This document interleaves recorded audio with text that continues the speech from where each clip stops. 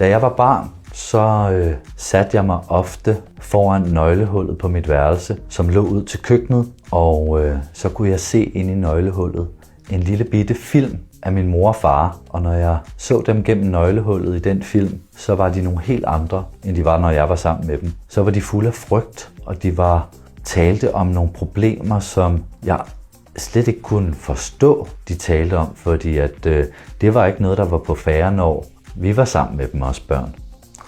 Og det har jeg lidt brugt som inspiration til at skrive min trilogi om Tue, fordi den er nemlig skrevet fra et barns perspektiv. Et barn, som hele tiden observerer sin familie, og som for at kunne overleve nogle meget svære omstændigheder i sin familie, på en eller anden måde må lade som om, at det hele er en historie for at kunne holde det ud.